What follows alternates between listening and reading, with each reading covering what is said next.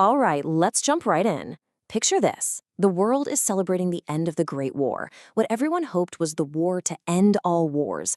But as one global catastrophe was finally winding down, a far deadlier and much quieter killer was just getting started. This is the story of the 1918 flu. To really wrap your head around the sheer scale of this, we've got to put it in context. We rightly remember World War I as one of the deadliest conflicts in history, and it was. But just look at this comparison. The war took millions of lives, a truly horrific number. But the influenza pandemic that swept the globe right after? It wasn't even close. It completely dwarfed that number. It was a second, silent, and much, much deadlier war, fought on a microscopic front. 50 million. Just let that number sink in for a second. And you know what? That's the conservative estimate. Some historians think it was actually closer to 100 million. To give you some perspective, that makes it one of the deadliest plagues in all of human history. And it all happened just over a century ago. So this brings us to the big question, the central mystery of this whole thing. How does an event of this magnitude, something that touched every single corner of the globe and wiped out entire families, just fade from our collective memory? How did it become the forgotten plague? That's the question we're going to unravel today. Okay, so to understand why this pandemic was so uniquely terrifying, you first have to look at who it attacked. Because this virus, well, it didn't play by the usual rules. It was, in so many ways, a completely unnatural killer. This right here is what made the 1918 flu so incredibly frightening. A typical flu season, both then and now, is usually most dangerous for people with weaker immune systems, so the very young and the very old. But the 1918 flu completely flipped that script. Its main targets were healthy adults, people in the absolute prime of their lives.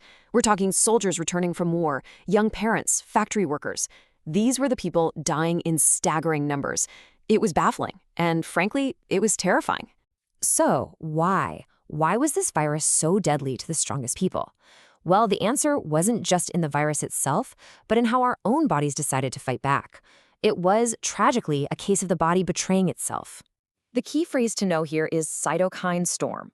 So a cytokine is a protein that basically signals your immune system to get to work.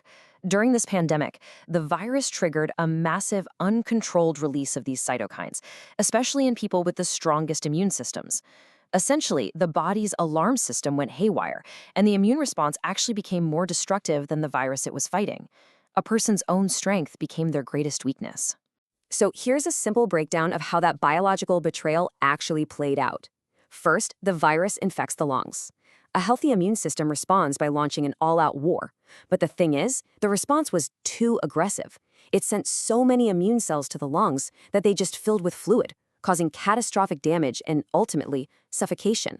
The body literally drowned its own lungs in a desperate attempt to fight the infection. Now that we've got the science, let's switch gears and look at the human experience. What was it actually like to live in a world gripped by this invisible enemy?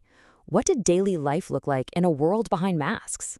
You know, the public health response from a century ago looks shockingly familiar, doesn't it? With no vaccines, no real treatments, cities had to fall back on the basics. They mandated masks, they shut down public gathering places like schools and theaters. Social distancing was the only real weapon they had against the virus's relentless spread. And the scale of this thing was just mind-boggling. Across 3 deadly waves, the virus infected an estimated 500 million people. That was 1/3 of every man, woman, and child on the entire planet at the time. Not a single community was left untouched. Which brings us right back to our central mystery.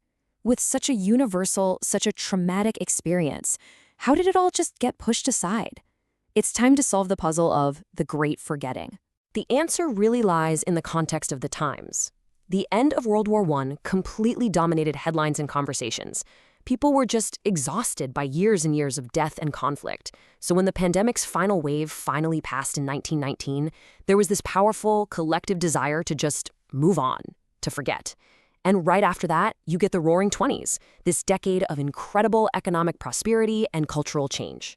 But, as we know, history has a way of repeating itself, especially when we ignore its lessons. So the really crucial question is, what can this forgotten plague teach us more than a century later? The lessons from 1918 are crystal clear, and they are more relevant today than ever. It reminded us of the ever-present threat of new viruses.